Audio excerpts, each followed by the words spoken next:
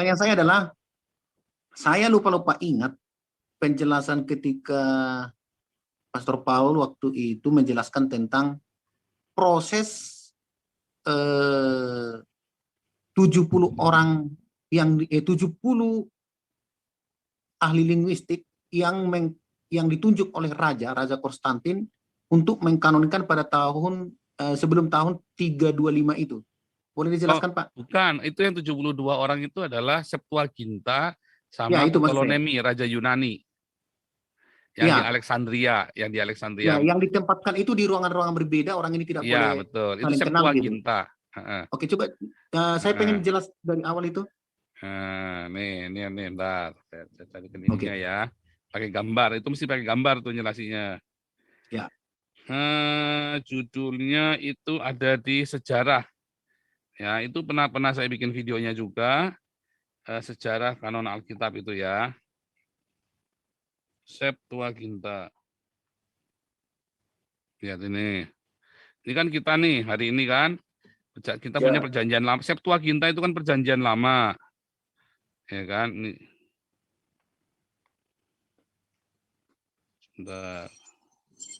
Ini kan, coba lihat. Kelihatan toh di ini toh? Ini enggak kelihatan sebentar. Speaker. Ya, jadi kalau kita lihat, ini perjanjian lama kita hari ini, kok warnanya hitam. Nah, ini perjanjian lama kita hari ini kan.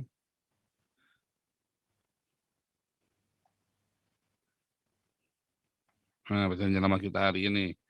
Ada 2.800 bahasa, bukan versi. Itu Irina Handono yang ngawur. Tapi ada 2.800 bahasa ya dalam bahasa perjanjian lama kita, dari mulai bahasa Ibrani itu sendiri sampai bahasa Inggris, bahasa Indonesia, bahasa Jawa, bahasa Dayak, dan macam-macam. Ada 2.800 bahasa. Dan ini adalah satu-satunya buku di dunia yang diterjemahkan ke dalam berbagai bahasa terbanyak di dunia. Al-Quran aja itu kurang lebih paling banyak 200 bahasa. Ya, tetapi perjanjian Alkitab kita diterjemahkan dalam 2.800 bahasa. Bukan versi ya. Bahasa Indonesia aja ada beberapa bahasa ya, ada beberapa versi terjemahan. Nah, kalau bilang versi terjemahan, aslinya ya cuma satu. Nah, cuman prosesnya itu sebelum menjadi Alkitab yang hari ini, itu kan ada yang namanya Targum. Ini sekitar tahun 480 sebelum Masehi. Lalu ada yang namanya Septuaginta tahun 300 sebelum Masehi. Bedanya apa? Targum ini berbahasa Aram. Nah, dia merupakan sebuah Torah, kitab suci dengan tambahan-tambahan keterangan. Mengapa ada tambahan keterangan? Supaya orang bisa membacanya mengerti. Karena yang aslinya itu berupa kode-kode dengan menggunakan Pardes Gematria, ya, dan ada beberapa yang ceritanya lompat, sehingga dibutuhkanlah tergum. Siapa yang bikin tergum? Nabi-nabi juga, ya, dari mulai Nabi Esra Nehemia sampai ke Maleaki. Itu mereka yang menyusun tergum itu, ya, yang di dalam bahasa Aram.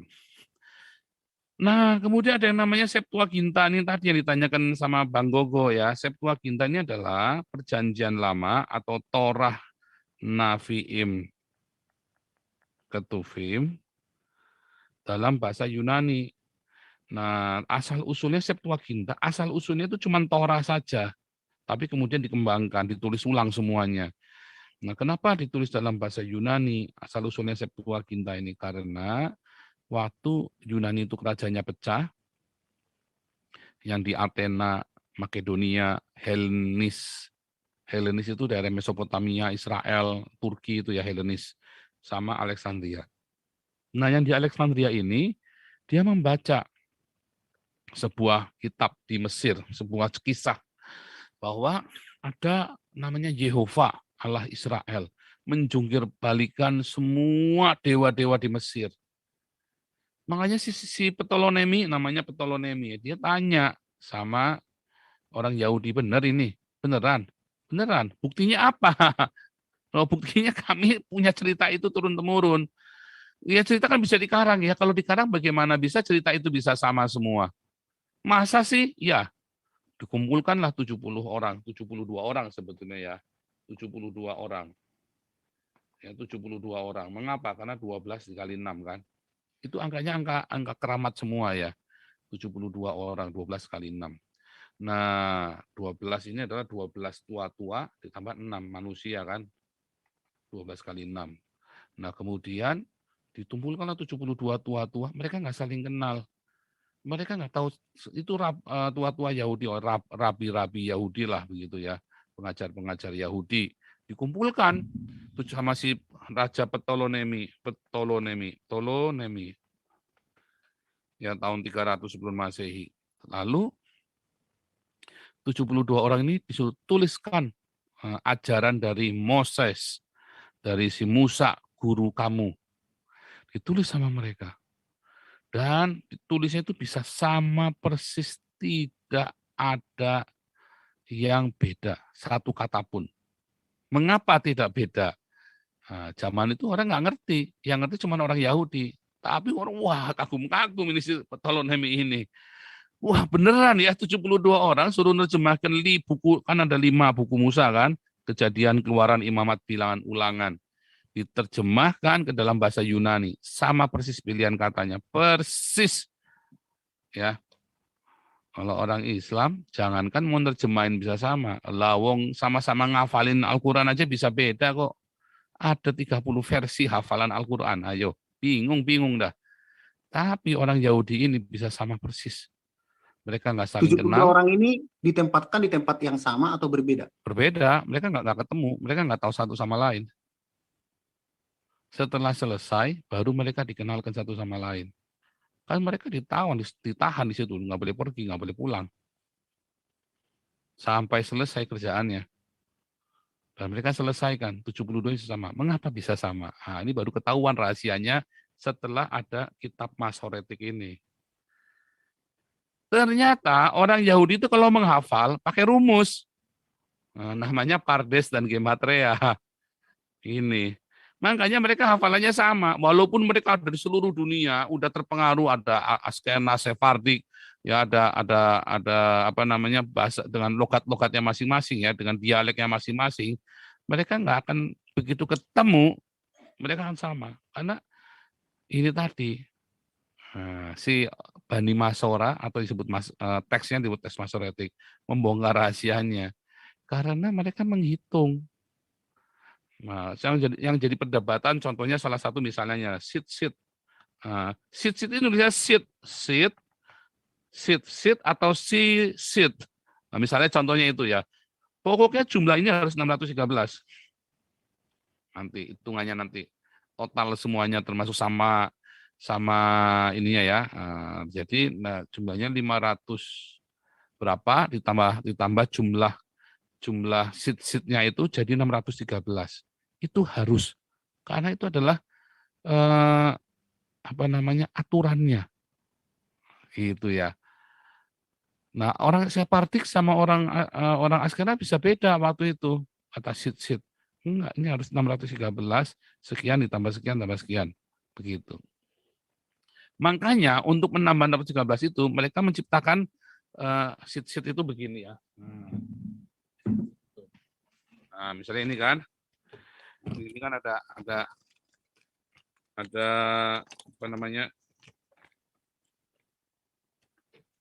talit ya, talit orang Yahudi. Nah, sit itu tuh ininya nih, jumlah ininya kelihatan nggak tuh? Nah, sit itu tuh ini.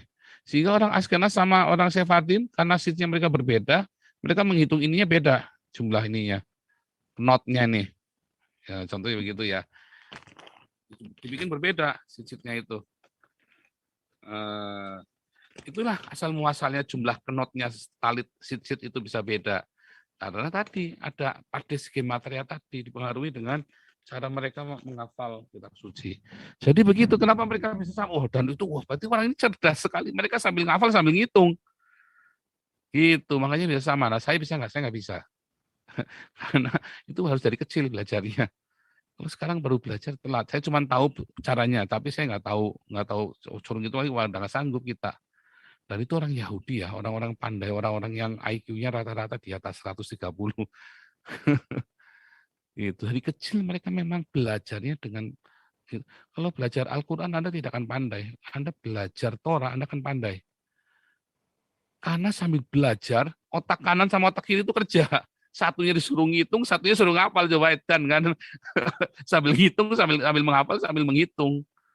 Itu dia. Nah, ini nggak ada kalau di yang cuman Yahudi wannabe itu nggak ada. Harus benar-benar belajar sama rabbinik, baru dia nggak kasih tahu rahasianya. Gitu, Bang Gogo. Makanya bisa sama persis. Oke, Dan itu terima ditulis kasih. ya dalam Talmud mereka, Talmud Babel. Ya, ditulis bisa sama persis. Jadi ada buktinya ya. Ada buktinya. Bentar. Itu ditulis di dalam eh,